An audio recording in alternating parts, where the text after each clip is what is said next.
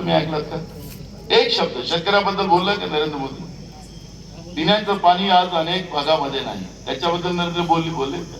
अहो तुम्ही सरकार आहे, तुम्ही आता केंद्रात सत्तेत आहात, राज्यात तुमची सत्ता आहे, पण तुम्ही शेतकऱ्यांच्या बद्दल काय बोलत नाही? शेतकऱ्यांची सहानुभूती तुमच्या मनात का नाही? तुम्ही जसं उद्योजीच्या बद्दलची सहानुभूती असली आहे की नकली आहे तो नंतर वेळ सांगेल, पण तुम्ही ज्या पद्धतीनं मगरमच्छ काय असं तुम्ही वाहता ते वास्तविकता आता जनतेला कळलेली आहे.